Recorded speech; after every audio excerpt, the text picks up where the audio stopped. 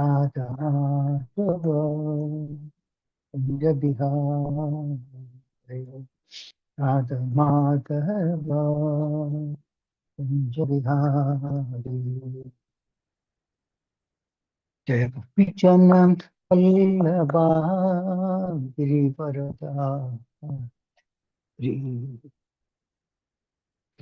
जय गोपीचन वल्लभा गिरिवरधारी, यशोदनंदन व्रज जनरंजन, यशोदनंदन व्रज जनरंजन, यमुनतीरा वनचारि, यमुनतीरा वनचारि, जय राधा माधव पंच बिहारी। हरे कृष्ण कृष्ण कृष्ण हरे हरे, हरे राम राम राम हरे हरे, हरे कृष्ण कृष्ण कृष्ण हरे हरे, हरे राम राम राम हरे हरे, हरे कृष्ण कृष्ण कृष्ण हरे हरे, हरे राम राम राम हरे हरे, हरे कृष्ण कृष्ण कृष्ण हरे हरे, हरे राम राम राम हरे हरे, हरे कृष्ण कृष्ण कृष्ण हरे हरे, हरे राम राम राम, हरे कृष्ण कृष्ण कृष्ण हरे हरे, हरे राम राम राम हरे हरे, हरे कृष्ण कृष्ण कृष्ण हरे हरे, हरे राम राम राम हरे हरे, हरे कृष्ण कृष्ण कृष्ण हरे हरे, हरे राम राम हरे हरे, हरे कृष्ण कृष्ण कृष्ण हरे हरे, हरे Ram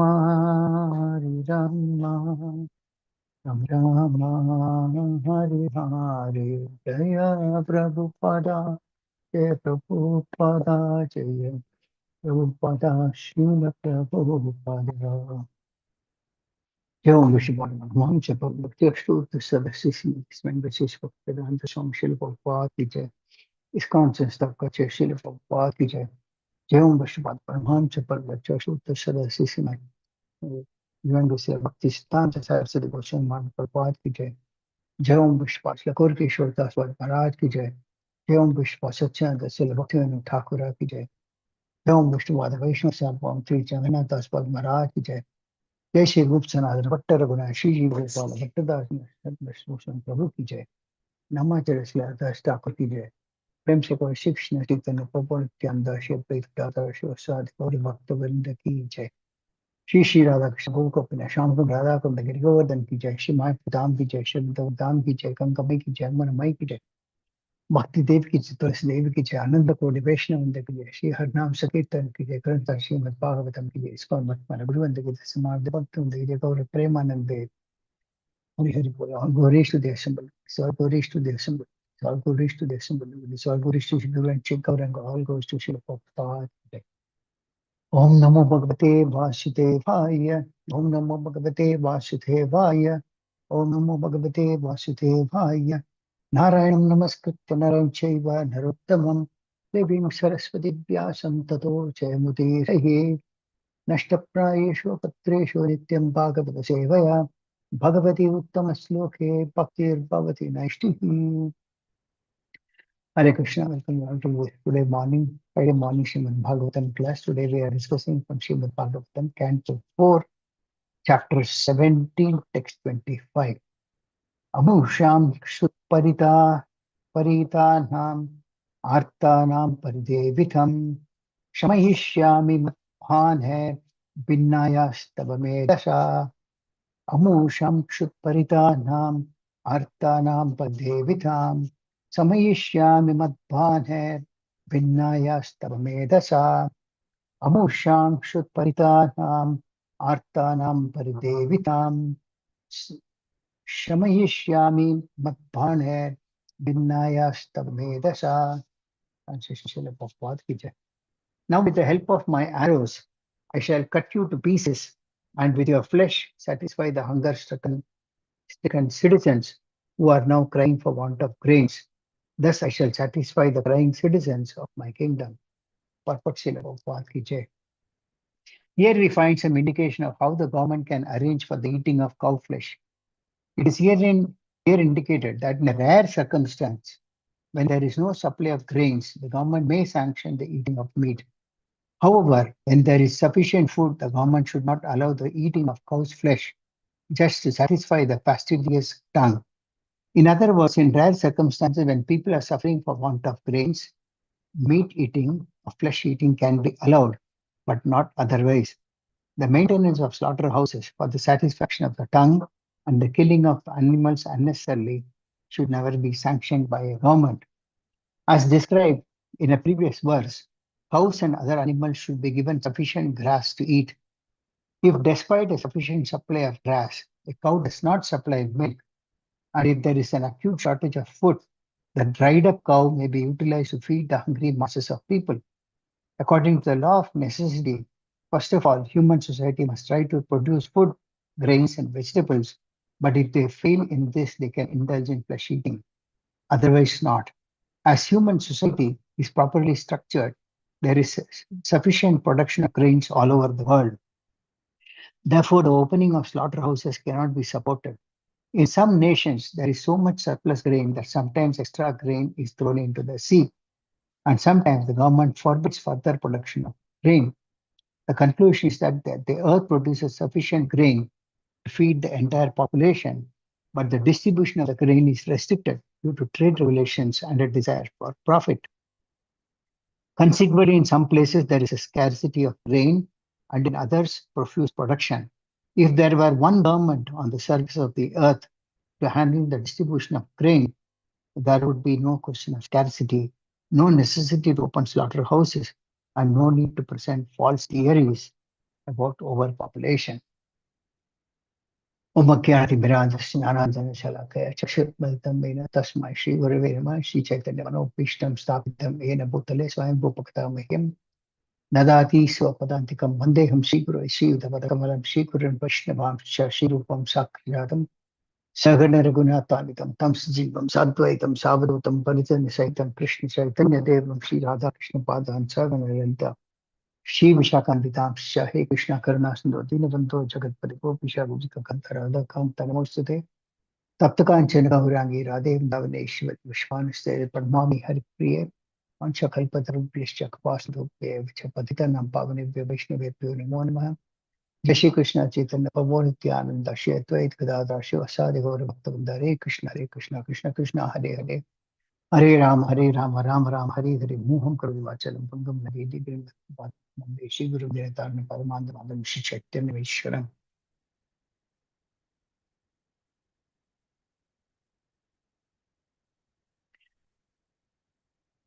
Hare Krishna. So welcome to this Friday class. Here I read the translation again.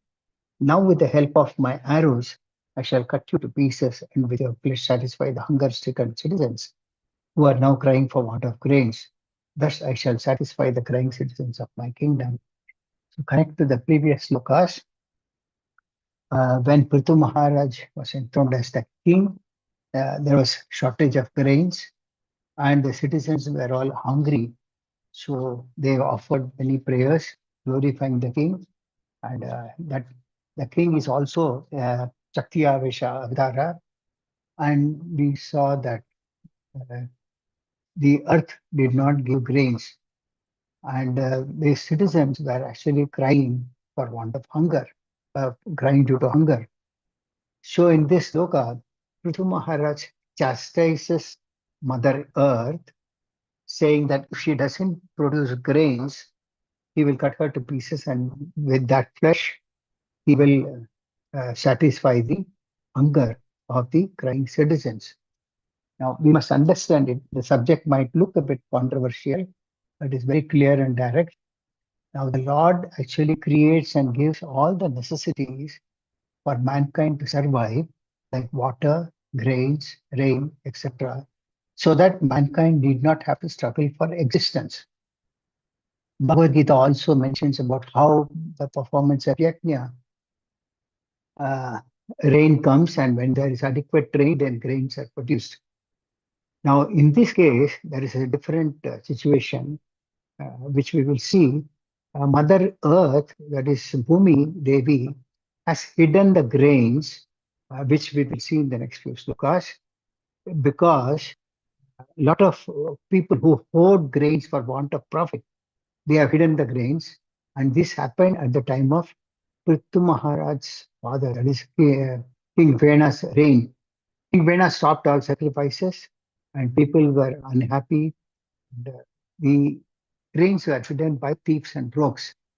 So, which is happening today also, that people hoard and do sell it in black market.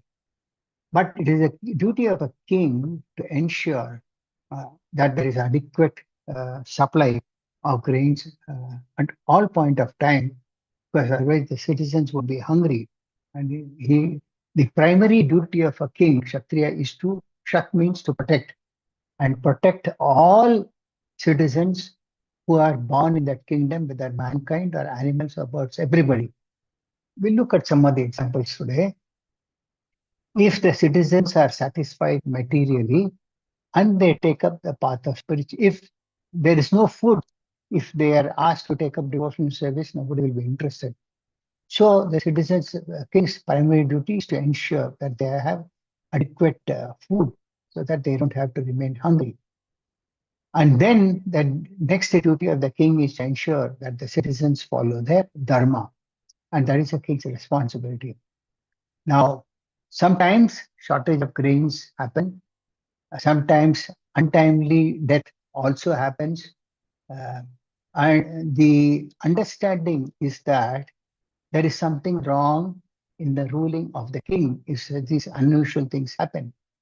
So there are some examples given that in the case of during Lord Rama's rule in Ramayana, we see that one son of a Brahmana died before the father himself. So the Brahmana went and he uh, pleaded with Rama, how is it that my son has died when I am alive? So when such things happen, it is said that there is something wrong in the king's ruling. If the king is not ruling properly as per Shastras, then these things can happen. Of course, in that past time, there was this thing that one Brahmana, not Brahmana, Shudra, was performing sacrifice, and Lord Rama found that out, and later on the Shudra was asked to be killed because a Shudra is not supposed to perform sacrifice. So this affected the Brahmana son, and the Brahmana son died, and later on he was brought back to life.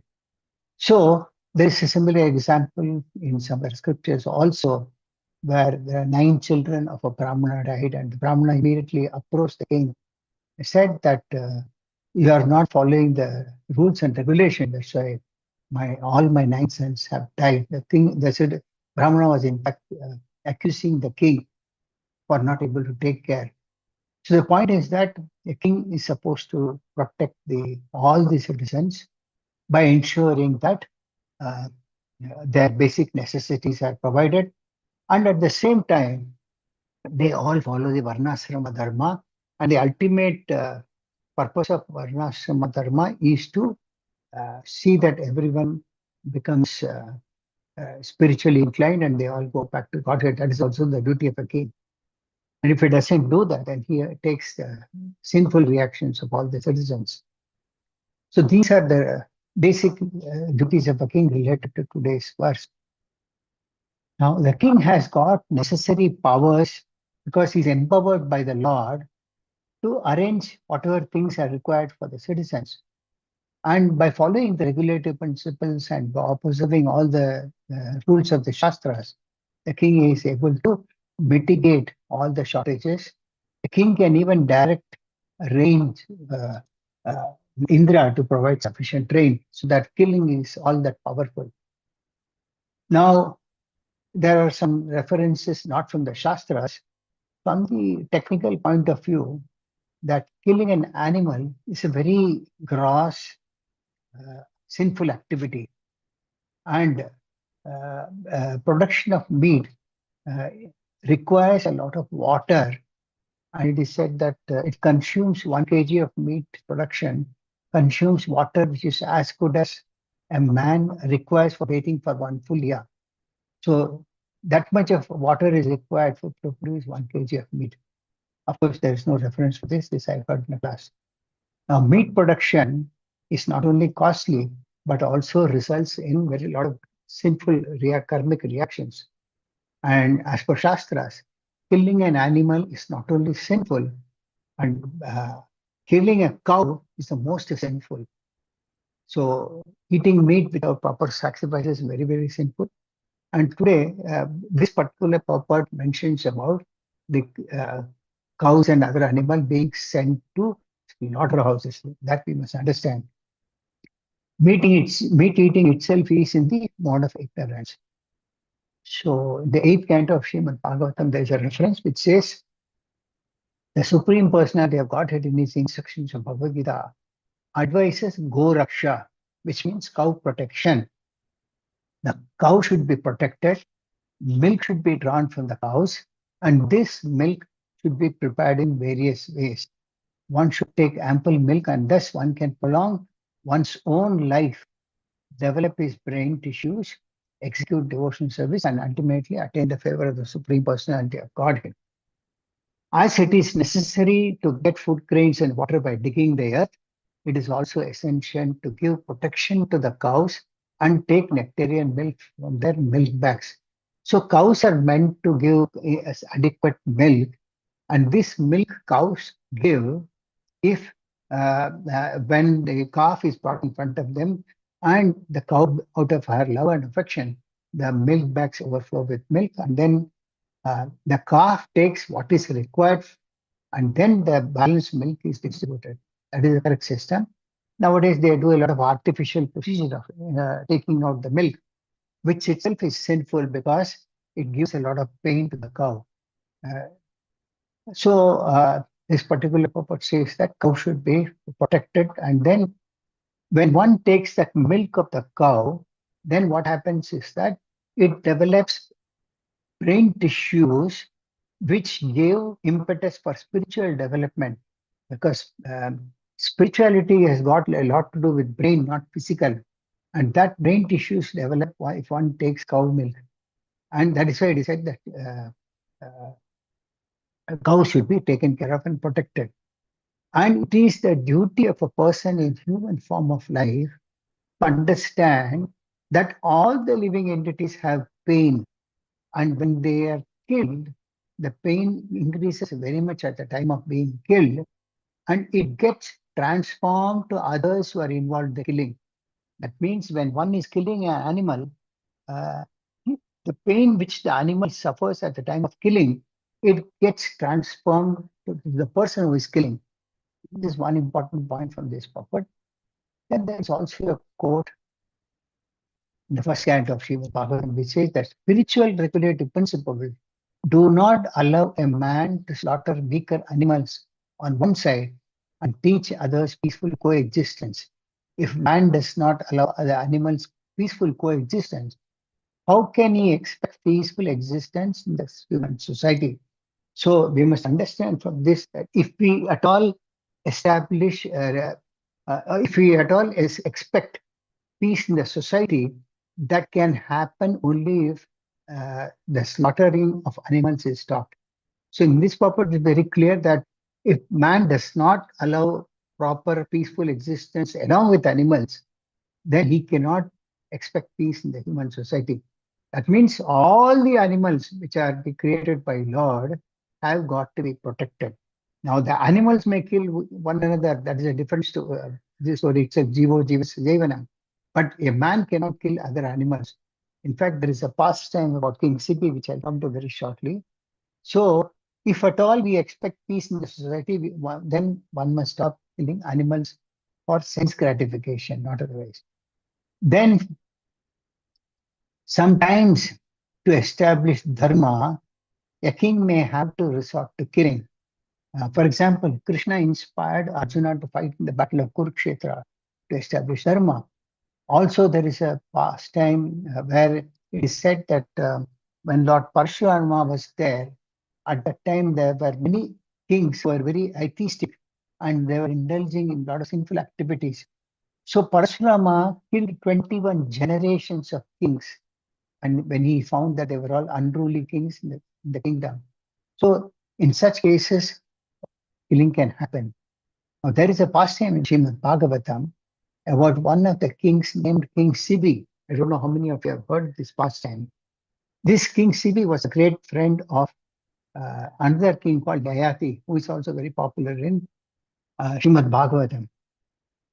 And uh, all these personalities, they ascended to heavenly planets after they wound up their pastime here. So Yayati also went to heavenly planets along with rishis and so forth. So there is a discussion as to how King Sibi's ruling was when he was there as a king. Now, this discussion came up during the assembly of Yamaraj. Now, Sibi was a very close associate of, was a close member in Yamaraj's assembly. So, he is considered to be a highly great Vaishnava king.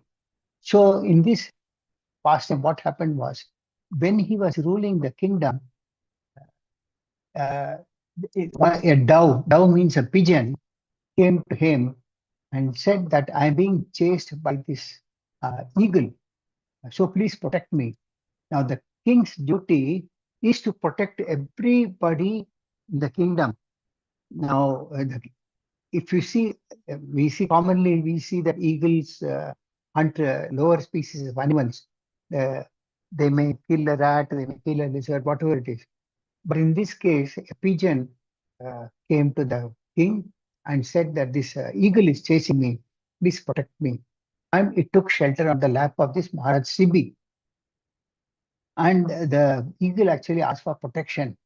Now the king uh, asked the eagle to stop chasing this pigeon. And then the pigeons, eagle to chops chasing the pigeon. The eagle said, I'm hungry. I need food. So this is the only kill I have. So King Sibi said, I will give you meat. I will give you my own flesh. But he requested that the eagle spare the pigeon. But the hunter, the pigeon, the king said, I'm prepared to give you my own bodily flesh from my body, equal to the weight of this pigeon. That means whatever weight is there for this pigeon, King Sibi said that I will give you equal amount of flesh from my own body. And then uh, there was an agreement on that. And King Sibi actually took a knife and started cutting his body.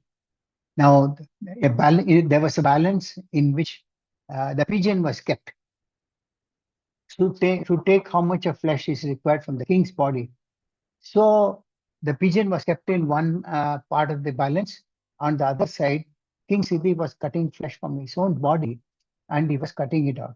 Now, irrespective of whatever flesh was being cut by King Sibi, uh, the pigeon was always heavy. Normally, you see, pigeon is very, very small.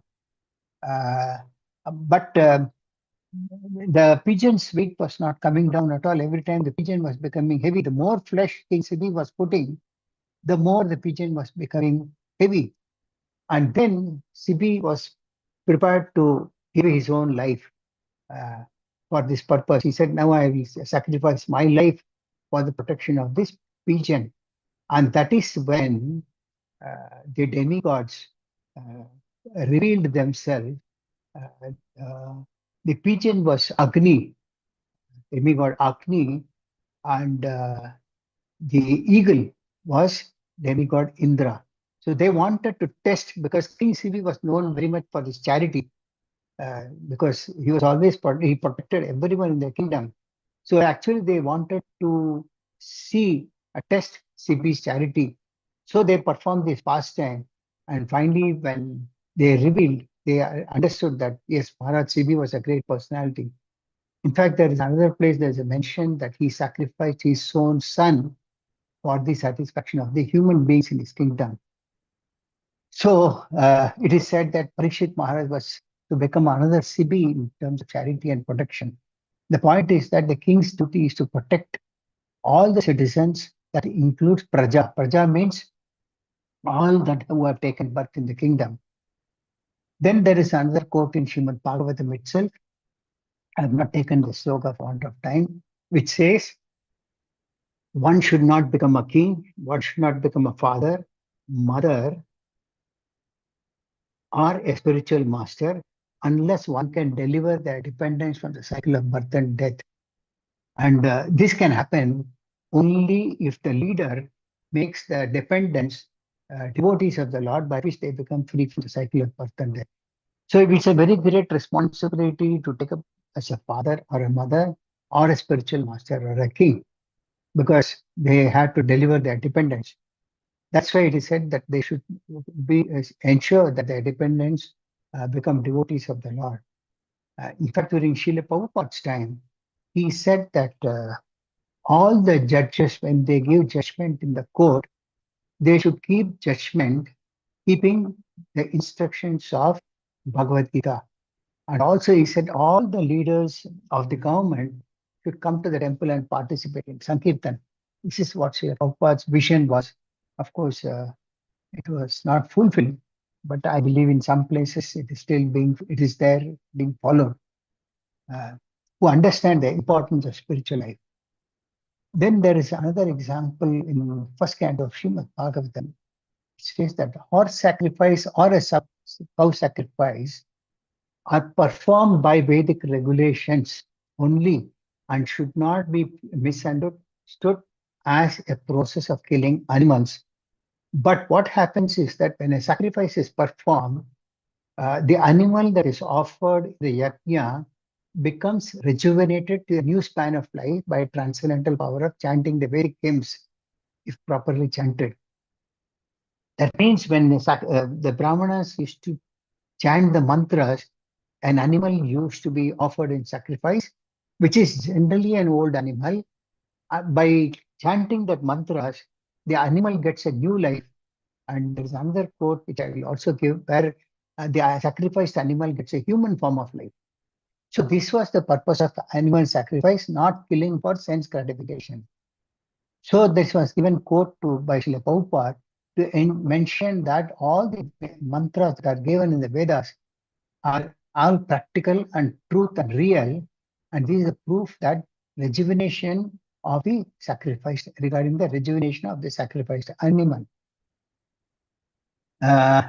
In first canto itself, there is about giving that cow protection means feeding the Brahminical culture, which leads towards God consciousness, and thus perfection of human civilization is achieved. So when a cow is protected, it means that the Brahminical culture is also protected. Uh, we all might be knowing that sloka, Go Brahmane, Go Hitacha, Jagadita, Krishna, Govinda, and one. The cows and Brahmanas are very dear to Krishna himself. So protecting cow means protecting Brahminical culture, which can lead easily one to God consciousness. And that's how perfection of human civilization is achieved. Uh, According to third canto of Srimad Bhagavatam, there is a reference given that according to Smriti regulation, the cow is the mother and the bull is the father of the human beings. The cow is the mother because just as one sucks the breast of one's own mother, human society takes cow's milk. Similarly, the bull is called as the father of human society because the father earns for the children, just as the bull tills the ground to produce food grains. So the cow gives milk And the bull is used for tilling the agricultural land by which grains are produced. And these are given to the citizens. So human society takes benefit of both the bull as well as the cow. Srila Prabhupada concludes that human society will kill its spirit of life by killing the father and mother. So the father and mother both have to be protected. The cow is also, one more name of the cow is Vasundhara. Vasundhara means one who meets the necessities of the people. Then in text, in Canto 1, there is a mention how there are 7 mothers for every human being. The 7 mothers are, one is a real mother, second is the wife of a spiritual master or a guru, third is the wife of a brahmana, fourth is the wife of a king, fifth is the cow itself, sixth is the nurse, and seventh is the earth. So all of them are mothers. In fact, we always call Mother Earth Bhumi Devi. That Bhumi Devi is none other than an energy of the Lord or a wife of Lord himself. In the 4th canto of Srimad Bhagavatam, there is a mention of the appearance of Lord Parahadev, where Mother Earth, due to union with the Lord, gives birth to a son. I forgot the name of the. She is known as Earth is known as Daritri, and her son was Bhaumasura. I forgot the name of the demon. But Krishna killed his own son just to show by example. And this son got associated of demons. And finally, he also became demoniac, and Krishna killed his own son, where Krishna is emphasizing on protection. That means for a higher purpose, the Lord killed his own son to protect the others, because he found that his son was a demoniac in nature. And this son was none other than the son of Mother Earth. So we see here all the 7 mothers are all to be protected, and they are all on the same platform. That means even a stepmother is as good as a mother, and she has to be treated as good as a mother. So all the 7 mothers, as per this, have to be given equal treatment, not that my mother, so others can be degraded. No, whether it's a spiritual master's wife or a king's wife, a nurse, they are all to be treated as mothers. King Lord Krishna set this example by giving equal respect to other stepmothers whom Krishna had. Krishna's father and mother were Devaki and Vasudeva, Krishna gave the same respect to all his stepmothers. Then there's a mention in the 1st canto of Srimad Bhagavatam, 17th chapter, where it said that in Bhagavad Gita, reference is given to Bhagavad Gita, it is said that Vaishyas are meant to deal in agriculture, cow protection, and trade. In the age of Kali, the degraded Vaishyas, the marketal men, are engaged in supplying cows to the slaughterhouses. The Kshatriyas are meant to protect the citizens of the state, whereas the Vaishyas are meant to protect the cows and bulls and utilize them to produce grains and milk. That means the Kshatriyas are meant to protect all the citizens of the state, that is, protect the Prajas, whereas the Vaishyas are meant to protect the cows and bulls specifically, so that they give adequate grains and milk. And the cow is meant to deliver milk, and the bull is meant to produce grains. But in the age of Kali, Suputra classes of men are sitting in the post of administration, and the cows and bulls are mothers and fathers who are left unprotected by the Vaishyas and are sent to slaughterhouses under the instructions of the Sudra administrators. That means if those who are administrators are Sudras, they will not understand the importance of cow and bull. And that is the reason that cows and bulls are sent to slaughterhouses. Now, there is also an example in Chaitanya Charitamrita. Bengal government was governed by Pathans, and the governor of that province was Nawab Hussain Shah. You might have heard this past time. So there is a discussion between Sri Chaitanya Mahaprabhu and Nawab Hussain Shah, where the Nawab Hussain Shah, he stopped he gave instructions to stop the Sankirtana movement when she Chaitanya Mahaprabhu propagated. So Chaitanya Mahaprabhu one day called millions of his followers, and they all proceeded to this Nawab Hussain Shah's house. It is said in the purport by Srila Prabhupada that this was the first civil disobedient movement in India, but for a higher purpose.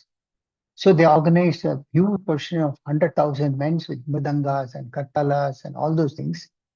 And when the Qazi uh, heard that they are all coming, he ran out of fear to the top of his house.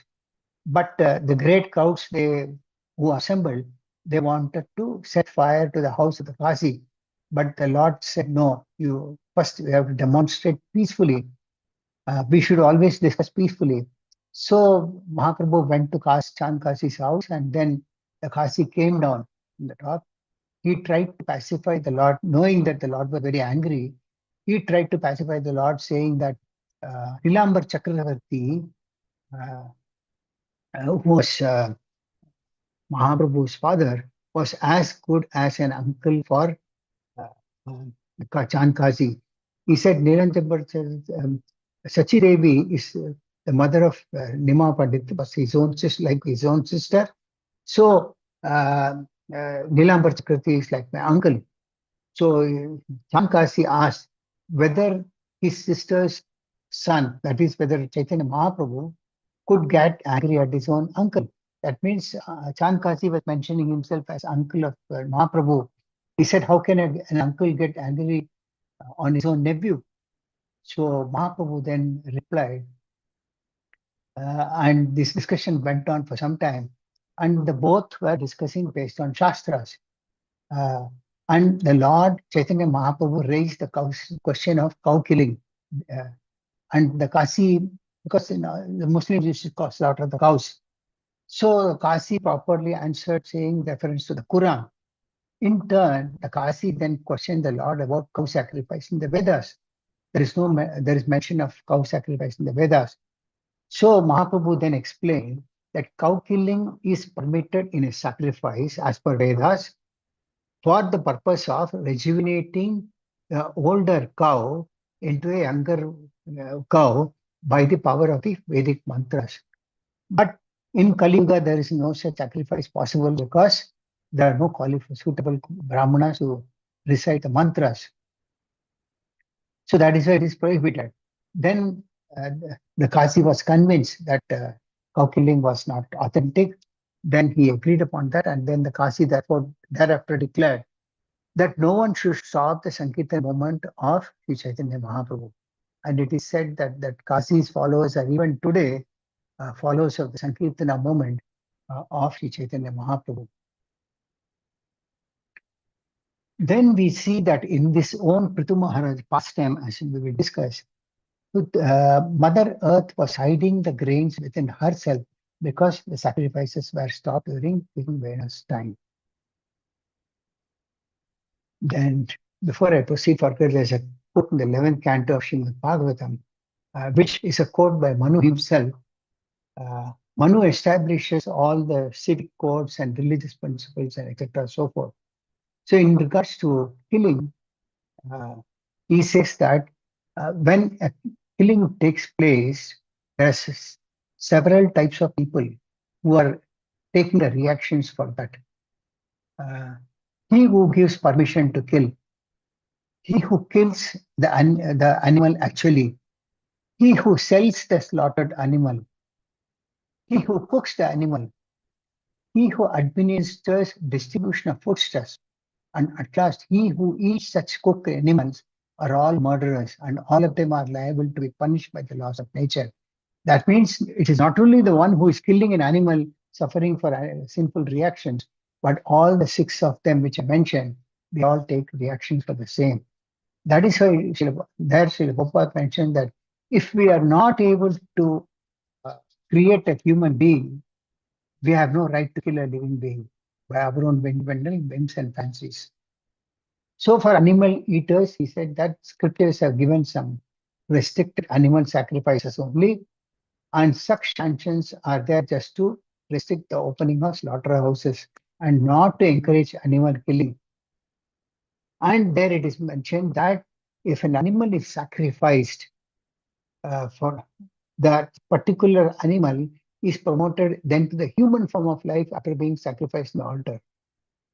That means the animal which is sacrificed gets a human form of life. And the animal eater is saved from the gross type of sin by killing the animal sent to slaughterhouses. So the material world itself is said that full of anxieties, and by encouraging animal slaughter, the whole atmosphere becomes polluted more and more by war, pestilence, famine, and other unwanted calamities. That means whenever there is a war, one must understand this must be due to uh, uh, onslaught of uh, onslaught of killing of animals. Then there is a quote in the 11th canto of Srimad Bhagavatam where there is mentioned that when a man is raising an animal for slaughter, he first feeds the animal very nicely and then encourages it to grow fat. And thus, when the animal gradually accepts its would-be killer as his protector and master, so the man feeds the animal to be killed very nicely so that the animal can become fat. But in the process, that animal thinks that his master is my protector and he's my master. Finally, when the master finally approaches the helpless animal with a sharp knife or a gun, the animal thinks, oh, my master is joking with me. Until the last minute, the animal does not understand that he's going to be killed. So this is how cruel masters kill innocent animals, and they will be killed by the same animal in the next life. So Srila Prabhupada gives a sloka reference which says, Mamsa Paktya Paktyasai Mutra Yasya Mamsham Ihatyamaham Etan Mamshasya Mamsatvam Pravadanti Manishinaha. Say the creature whose flesh I am eating here will consume me in my next life. That is why it's called mamsa. That means I kill this animal on a condition that in the next life that animal will kill me. This is the simple reaction. Now, if we see in today's purport, uh, grains were not available. So Prithu Maharaj had no option but to threaten Mother Earth. In fact, he chastised Mother Earth that if she doesn't produce grain, then he will have to kill her and use her flesh to satisfy the hunger. But the first important thing is that grains have to be produced, and grains are produced when there is adequate rain, and rain comes when there is yajna. Then somebody might ask, why are we killing the grains also? Then there's an example statement given that the grains are having a dormant form of consciousness. It means in terms of consciousness, the grains have the lowest form of consciousness. And another important point is that the grains are harvested when they are ripe. So what happens is when they are ripe, if they are not plucked or picked up, then the grains fall down, which result in wastage. So that is why at that stage, when they are mature, they have as good as no consciousness at all. But otherwise, trees and plants also have consciousness, but it is called covered consciousness or very less consciousness. There is a mention in Srimad Bhagavatam 5th canto, which says that anyone who cooks food for himself or for his family is condemned along with everyone whom he feeds, if the food is not offered to the Supreme Lord before eating. That means anyone who eats food without offering to the Lord, both he and his family is condemned. And after death, he is put into a hell known as Krimbojana. So this is an important point I picked. Before I wind up the class, I'll give one more reference, the 3rd canto of Srimad Bhagavatam, which says that one who takes foodstuff after a performance of sacrifice eats real food for proper maintenance of the body and soul. But one who cooks for himself and does not perform any sacrifice eats only lumps of sin in the form of foodstuffs. That means one should eat only food that is offered in a sacrifice. The sacrifice means one is off, that is offered to the Lord. And if one doesn't offer to the Lord and eats for his own self, without offering to the Lord, he is eating nothing but a lump of sin. And such sinful eating can never make one happy or free from scarcity. So when there is a scarcity, one must understand that people are having sinful eating, and that is why there is no happiness in the society. And then Srila Prabhupada, in that particular Prabhupada mentioned, famine is not due to an increase in population as less intelligent economists think.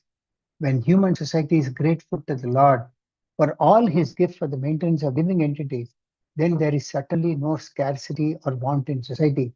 That means the Lord is providing all the necessities that human society requires. There is no shortage of anything. But instead of being grateful to the Lord and offering them in sacrifice to the Lord, human society is consuming for sense gratification without offering. In such a case, there will always be scarcity and there will always be lack of peace in the society. But when men are aware of such valuable gifts, surely there will be disturbance in society. A person who has no God consciousness may live in opulence for the time being due to his past virtue acts. But if one forgets his relationship with the Lord, he must await the stage of starvation by the law of powerful material nature. That means if one forgets one's relationship with the Lord, one will reach a stage of starvation. That is the law of nature. One cannot escape the vigilance of the powerful material nature unless he leads a God conscious or devotional life. That means even if one is, if one even if one eats food that is not offered to the Lord, one can never live peacefully. So this is the sum and substance of today's sloka. So in this today's sloka, we see that the king threatened basically Mother Earth, and then she will tell that you tell me, you stop the atheists from holding the grains. Thereafter, Puthu Maharaj himself brings a calf, and then he keeps in front of the Mother Earth, and she produces a lot of milk, and then she produces grains also. And that is how the whole pastime winds up. With this, I conclude the class for the day. Any of you have got any questions, any comments, you can ask me.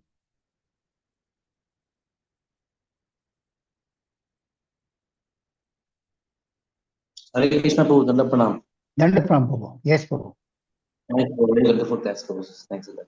Prabhuji, there are two questions. Yes. Like one is like, as you said, if one suppose somebody kills an animal, then the next birth he becomes an animal and he will be Correct. killed. Yes. These karmic reactions keep going on. When it's going to stop? Like, and since the person who is killing the animal, where is the fault? Because he was killed in the last birth. So how the karmic reactions goes like this continues? So we can discuss. It's an ongoing thing. There is no stop for that until the king himself, because the person who is killing is responsible. The king is also responsible. Now here there is a mention that if there is a shortage of grains due to natural conditions or whatever it is, animal killing may be permitted to satisfy the hunger. But if one kills an animal in the way it is killed in slaughterhouses, it's a very sinful activity, and that person has to suffer for that. And Srila Prabhupada has given many times in his lectures a quote saying that whenever there is a war or famine, it must be understood that this is due to the mass killing of animals. So the price society pays, not only the person who is killing, but all the animals, when they kill that person, that is when the war happens, famine happens, drought happens. So we cannot trace when it has happened, but only thing that can be done is that until, if we see many of us, we have also been indulging in sinful activities. By chance, we have had some association of some devotees. We came to Srila Prabhupada's movement and we took up a spiritual life and understood the importance of uh, killing animals. Otherwise, we would have also killed intentionally many times, like cockroaches and ants and so forth. But now we know that we have no right to kill if we have no right to give birth. So when one comes in the association of devotees, one gives up this activity, and that is when one becomes free from all the sinful reactions. Your next question, Prabhu? Yeah, probably. So your answer was that only when they come to the association of devotees, then the cycle of that person that will be like continue karmic reactions will not stop. Definitely. Definitely, yes. And the second question was probably like as you were saying in the end of the class, uh, like if we don't offer bhoga to Krishna and if we Ah, eat like that, there won't be peace. yes. So can we just highlight more on this, Prabhuji? How would it? In the sense Because that, people enjoy food going out and taking out sort of they go to this hotel, that hotel, they very tasty food there, here and there, they enjoy. So how can we understand that there is no please? okay, the in the previous years, there was no question of hotel. This hotel business has started flourishing in the last 20, 30 years. If you ask me, even during my childhood, there was some small cafeteria which used to sell coffee and tea, but there was no mass hotel business which is prevailing like today. And why it has happened today is that because in the yester years, women used to be at home and they used to cook for men, and men never used to go out and eat. If you ask your mother, father, who are there, or any elderly person in your family, they will tell you that they were all getting the agricultural produce and the women used to cook at home. And that was the only food. And people were religious. So they were offering to the Lord whatever they were eating. Some people used to offer the grains in raw itself, but this was a system, whatever way it is, it was offered to the Lord. So if you see, my father lived over 90 years. People at that generation, my grandma lived more than 100 years. They never lived a sinful life. So their lifespan was long. And why people's lifespan are short today is because of this eating outside in hotel. The food is full of chemicals. Who is bothered about it? They are worried about immediate short sense gratification. Somehow, husband and wife, both of them work. So there is no time for them to cook. So they feel okay. Nowadays, you get hotel food served at home. They don't have to go to the hotel also. You have Swiggy and so many other couriers who deliver food at your home. So why even go out to the hotel? So it is all sinful reaction, and you see that lifespan is reducing day by day. Today, even people at 20 and 30 are getting heart attacks. Why? Sinful reactions. So, whereas if you see in the case of our own community, those who are eating prasadam, they live a healthy life. You won't find so much of diseases like you find outside. So, only way is to offer food to the Lord, take it as a prasadam. Now it has reached the stage that hotel has become the most important business in society. That's why people are suffering, and there is no peace in the society also. It is the duty of the king also to propagate this God consciousness, and if he doesn't, he also takes reactions. Yeah, yeah, thank you, Prabhuji. Prabhuji, one more thing, like in the purport, as Prabhupada is saying that the cow can be killed in the dire circumstances.